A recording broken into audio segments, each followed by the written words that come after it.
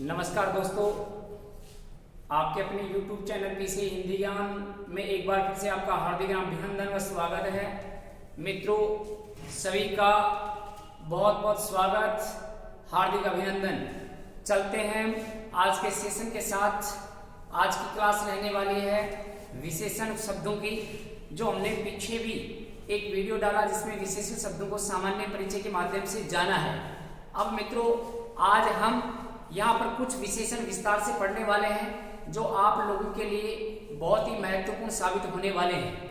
विशेषण शब्द एक ऐसे शब्द हैं जो किसी भी एग्जाम के लिए बहुत ही महत्वपूर्ण टॉपिक माना जाता है, और जहाँ पर मान लो जिस सिलेबस में विशेषण दे रखा है 100 से 100% वहाँ से प्रश्न बनने की पूरी संभावना रहती है।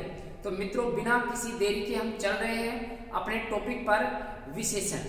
अब ये हम जान चुके हैं पीछे भी कि विशेषण क्या है। एक बार फिर से आप देख सकते हैं यहाँ पर कि विशेषण शब्द जो होते हैं वो संज्ञा और सर्वनाम की विशेषता बताते हैं, उनको विशेषण कहा जाता है। मित्रों, आपके सामने लिखा हुआ है कि विशेषण के कितने अंग होते हैं? 2 अंग होते हैं। एक आपके सामने लिखा है विशेषण, जिसको हम विशेषता भी कह सकते हैं, और दूसरा लिखा है विशेष्य, जिनको हम संज्ञा व सर्वनाम भी कह सकते हैं। अर्थात यहाँ पर 2 अंग प्राप्त होते हैं, एक तो विशेषता जो कहा जाता है, और एक विशेष्य जिसके बारे में कहा जाता है। ये पीछे वाली क्लास में आपको डिटेल से समझा दिया गया है। फिर मित्रों, हम चलते हैं आगे यहाँ पर आपके सामने लिखा है कि वाक्य में प्रयोग के आधार पर विशेषण के कितने रूप होते हैं? 2 रूप होते हैं। और ये प्रश्न भी पूछा जा सकता है कि वाक्य में प्रयोग के आधार पर विशेषण कितने प्रकार के होते हैं? तो यहाँ पर 2 प्रकार के रहने वाले हैं। अब यहाँ पर मित्रों,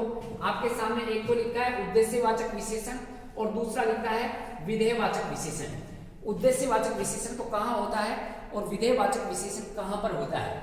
सामान्य रूप से हमने पिछली क्लास में भी जाना था, एक बार फिर से देख लेते हैं। जिन वाक्यों में अगर कोई पहले विशेषण शब्द आ रहा है और बाद में विशेष्य शब्द आता है, तो वहां पर उद्देश्यवाचक विशेषण मान लिया जाता है। जैसे आपके सामने लिखा हुआ है कि बड़ा ऊंट।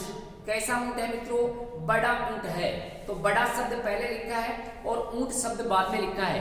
ऊंट के बारे में हम बोल रहे हैं, तो ये विशेष्य है। तो यहाँ पर ये विशेषण शब्द पहले आ गया है और विशेष्य बाद में, तो यहाँ पर उद्देश्यवाचक विशेषण हो जाएगा इस वाक्य में। और इसी वाक्य में यहाँ पर अगर ऊंट को पहले लिख दें और बड़ा को बाद में लिख दें, तो वहां पर विधेयवाचक विशेषण मान लिया जाएगा। अर्थात मित्रों, जिन वाक्यों में विशेषण पहले और विशेष्य बाद में, तो उद्देश्यवाचक, और जिन वाक्यों में विशेष्य पहले और विशेषण बाद में, विधेयवाचक विशेषण होता है। जैसे कल के उदाहरण में भी आपको बताया था, जैसे मोहन ताजा सब्जी लाया है। ताजा सब्जी। कैसी सब्जी मित्रों? ताजा सब्जी। तो ये ताजा इसकी विशेषता है और सब्जी विशेष्य है। तो ये वाक्य किसमें चला जाएगा? उद्देश्यवाचक वाक्य में चला जाएगा। और यहाँ पर मित्रों, सब्जी को अगर हम पहले लिख दें और ताजा शब्द को हम बाद में लिख दें, तो यहाँ पर मित्रों कौन सा रहने वाला है? विधेयवाचक विशेषण रहने वाला है। तो यही वाक्य में प्रयोग के आधार पर विशेषण 2 प्रकार के होते हैं, जो आपको स्पष्ट कर दिए गए हैं। अब मित्रों, इसी कड़ी में हम आगे बढ़ते हैं। तो यहाँ पर आपके सामने लिखा है, देखिए विशेषण है, और विशेषण के मूल भेद कितने होते हैं दोस्तों? तो यहाँ मूल भेदों की संख्या पूछी जाए तो यहाँ पर मित्रों इसका सही उत्तर होगा 4। और कुल भेद कितने होते हैं? तो ये 6 रहने वाला है। कुल प्रारूप कितने होते हैं? तो यहाँ पर 6 इसके अंतर्गत मान लिए जाते हैं। अब ये 6 कौन कौन से हैं और 4 कौन कौन से हैं, इनको हम जानते हैं एक साधारण से ट्रिक के माध्यम से। और ट्रिक आपके सामने लिखा है, घुस के पसा भिन्न व्यक्ति घुस गया है, भिन्न व्यक्ति घुस गया है, जो पस चुका है। तो यहाँ पर हम बात करें घुस के पसा, तो यहाँ पर गुणवाचक विशेषण, संख्यावाचक विशेषण, परिमाणवाचक विशेषण, सार्वनामिक विशेषण। तो ये तो मूलतः तो 4 भेद तो ये हो गई। ये तो मित्रों कैसे भेद हैं? मूल भेद रहने वाले हैं। और भिन्नतावाचक विशेषण और व्यक्तिवाचक विशेषण, अन्य 2 भेद और स्वीकार किए जाते हैं। मित्रों, अगर हम देखें तो भिन्नतावाचक विशेषण ये तो आता है संख्यावाचक के अंतर्गत, और व्यक्तिवाचक विशेषण ये आता है दोस्तों गुणवाचक विशेषण के अंतर्गत आता है। अर्थात इन्हीं का एक भेद मान लिया जाता है। वैसे देखा जाए तो मूलतः विशेषण के 4 भेद ही होते हैं। विकल्प के अनुसार हमें उत्तर चुनना चाहिए। अगर कोई व्यक्तिवाचक विशेषण का उदाहरण वाक्य पूछा गया है तो वहां पर व्यक्तिवाचक विशेषण इसका सही उत्तर रहने वाला है, और व्यक्तिवाचक विशेषण में अगर वहां पर विकल्प में नहीं दे रखा है तो हम गुणवाचक सही उत्तर ग्रहण करेंगे। भिन्नतावाचक विकल्प में दे रखा है और भिन्नतावाचक को पूछा गया है तो वहां भिन्नतावाचक ही उत्तर रहेगा, और भिन्नतावाचक नहीं हो तो वहां संख्यावाचक विशेषण मान लिया जाएगा। अब चलते हैं मित्रों आगे। यहाँ पर आपके सामने लिखा है, ये सूत्र लिखा है, देखिए, घुस के पश्चात भिन्न व्यक्ति। तो यहाँ पर मित्रों गुणवाचक विशेषण हो गया 1 नंबर पर, 2 नंबर पर संख्यावाचक हो गया है, 3 पर परिमाणवाचक हो गया है, 4 पर सार्वनामिक हो गया है, और 5 पर भिन्नतावाचक हो गया है, और 6 पर व्यक्तिवाचक विशेषण हो गया है। ये सामान्य परिचय हम पीछे जान चुके हैं। कहीं पर भी व्यक्ति के गुण दोष प्रयुक्त होते हैं तो गुणवाचक विशेषण में आते हैं। कहीं पर भी व्यक्ति के गुण दोष, कोई वस्तु का आकार, कोई रंग, रूप, स्थिति, दिशा, ये सारे गुणवाचक विशेषण में रहने वाले हैं। संख्यावाचक विशेषण में जिनको हम गिन सकते हैं वो संख्यावाचक में आते हैं, अर्थात ऐसे संज्ञा शब्द जिनको हम गिन सकते हैं वो सभी यहाँ संख्यावाचक के अंतर्गत रहने वाले हैं। और जिनको गिन नहीं सकते, माप सकते हैं, परिमाण, देखो परिमाण का मतलब होता है यहाँ पर मात्रा, मात्रा प्रकट करने वाले, या जिनको हम माप तोल सकते हैं, परिमाणवाचक विशेषण के अंतर्गत आते हैं।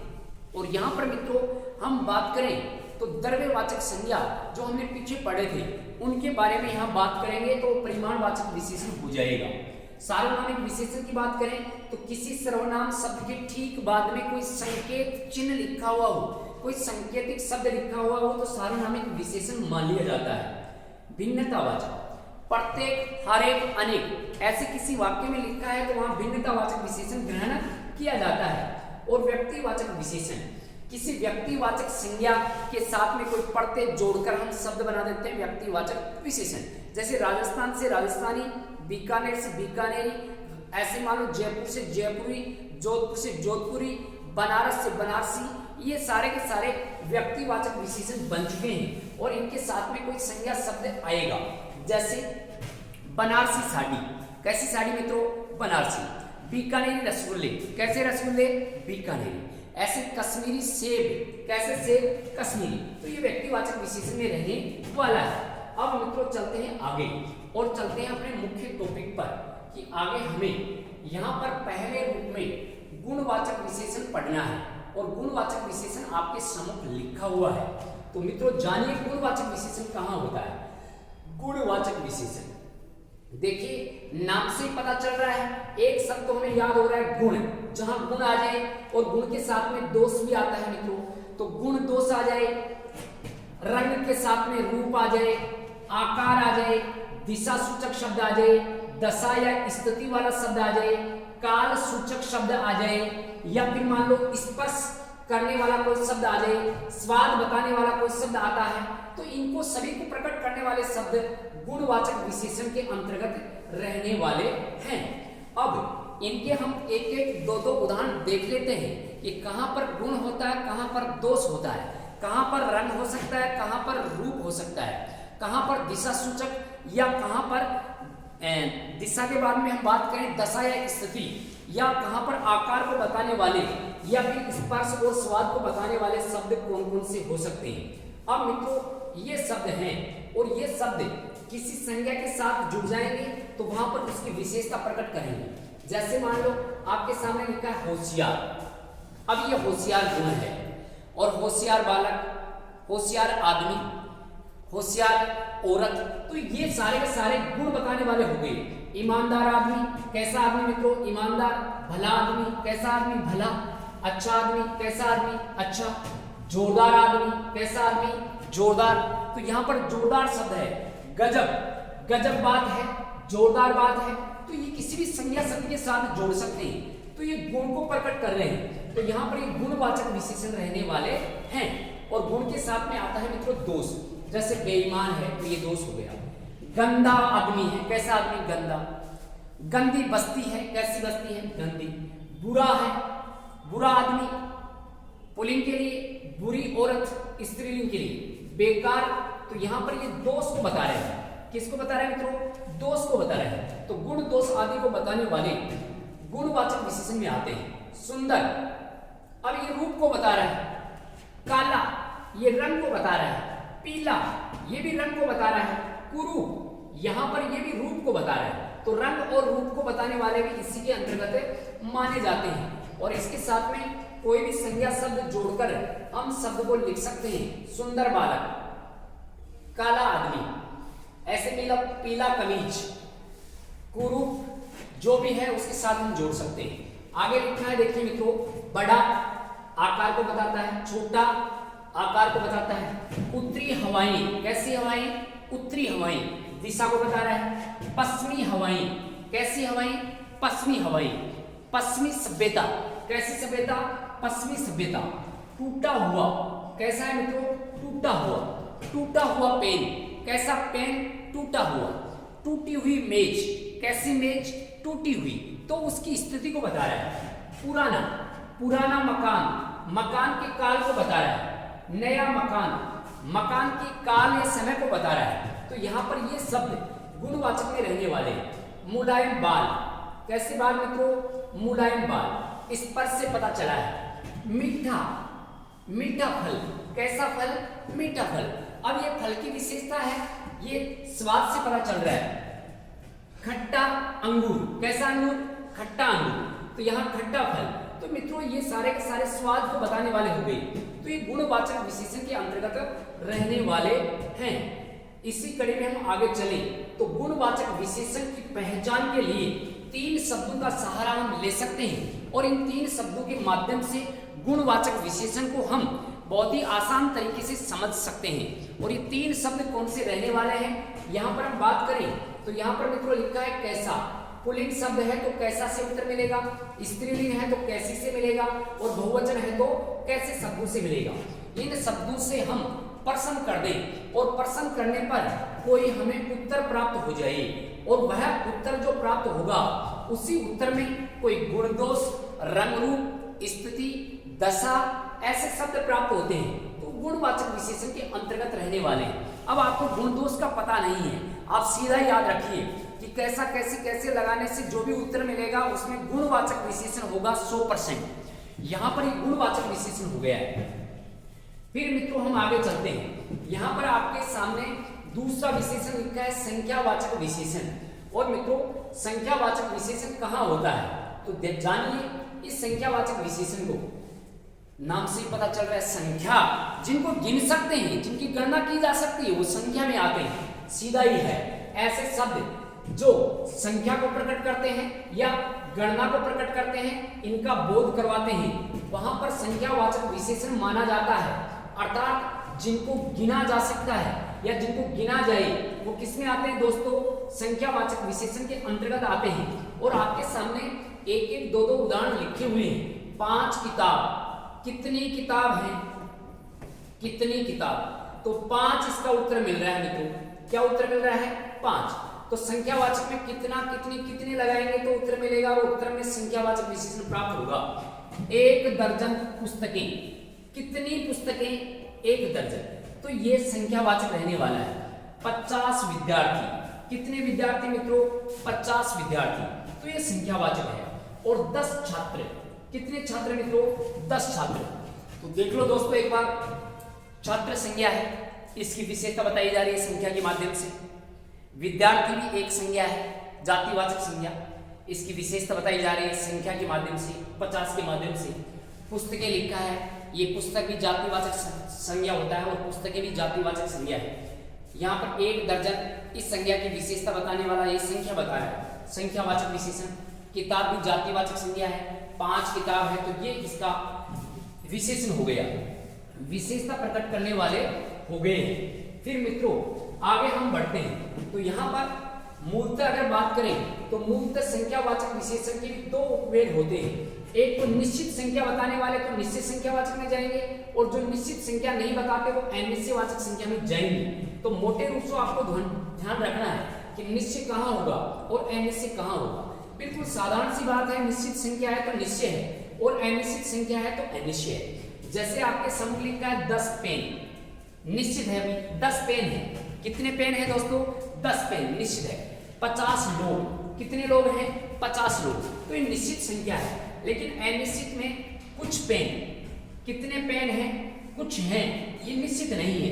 ऐसे मित्रों हम बात करें थोड़े लोग, कितने लोग?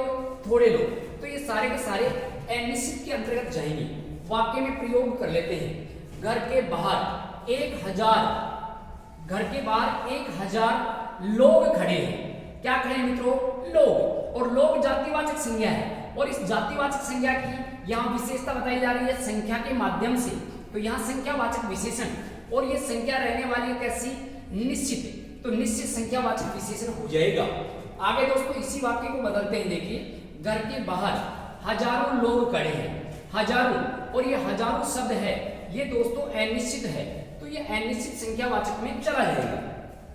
घर के बाहर अगर हजारों की जगह हम लगा दें कुछ लोग, तो ये कुछ शब्द भी किस में जाएगा मित्रों? अनिश्चित में जाएगा। तो यहाँ पर निश्चय और अनिश्चित संख्यावाचक विशेषण के भी दो भेद होते हैं। निश्चित संख्या है मित्रों तो निश्चित संख्यावाचक, और निश्चित संख्या नहीं है तो अनिश्चित संख्यावाचक विशेषण इसके अंतर्गत ग्रहण किया जाता है। फिर मित्रों हम चलते हैं आगे। आगे आपके सामने लिखा है संख्या के आधार पर निश्चयवाचक विशेषण को भी 5 उपभेदों में बांट दिया जाता है। कितने उपभेदों में बांट दिया जाता है? 5 उपभेदों में। अगर कहीं पर लिखा है गणना वाला शब्द, जैसे 1 2 3 4 5, ऐसे हम हजारों लाखों करोड़ तक जा सकते हैं। और यहाँ पर लिखा हुआ है 1 आदमी, 2 आदमी, 3 आदमी, तो यह संख्यावाचक तो है ही, लेकिन ये गणना संख्यावाचक हो गया। कैसा संख्यावाचक तो? गणना। अब आपके सामने लिखा है गणना, गणना का मतलब होता है गिनती, और गिनती आ जाए तो वो गणना संख्यावाचक रहने वाला है। फिर मित्रों 2 नंबर पर लिखा है कर्म, और कर्म में ध्यान दें शब्द आता है पहला कर्म, दूसरा कर्म, तीसरा कर्म।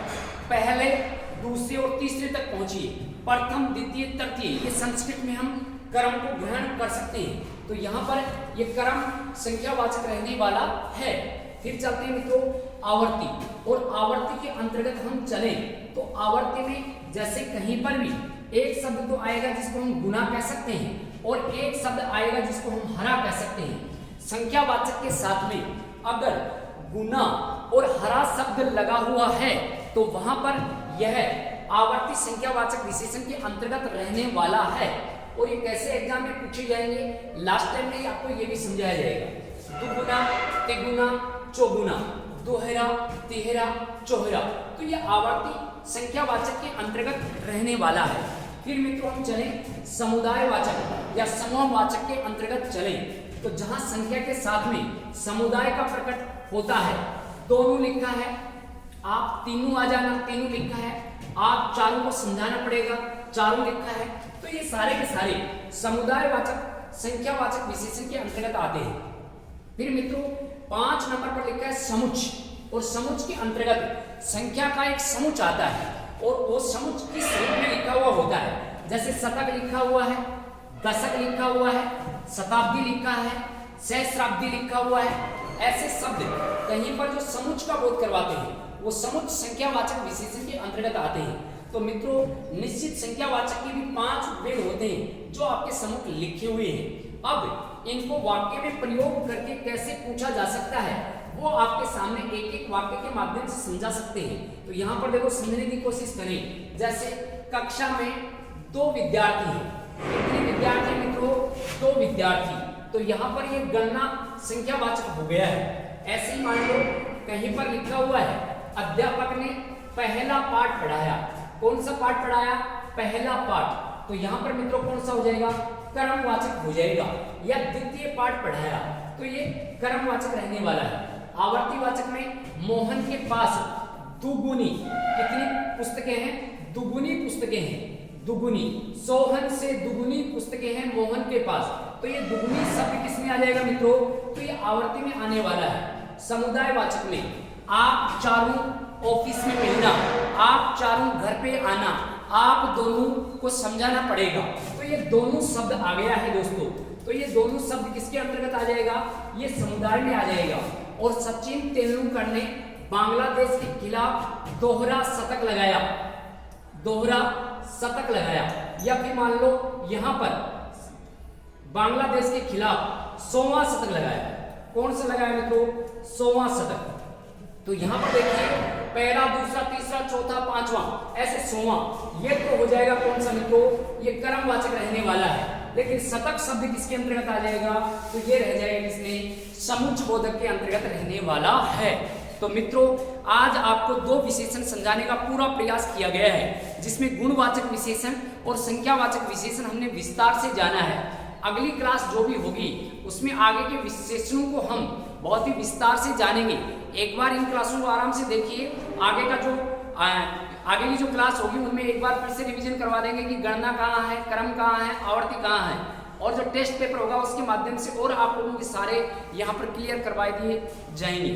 ठीक है मित्रों, आज की क्लास के लिए सभी को धन्यवाद और सभी अपने स्थान पर मस्त होंगे, स्वस्थ होंगे और कामना भी यही करते हैं ईश्वर से कि आप अपने स्थान पर बहुत ही मंगलमय रहकर अपना कार्य कर्म करते रहिए, फल आपको अच्छा मिलने वाला है। ठीक है मित्रों, जय हिंद, जय भारत।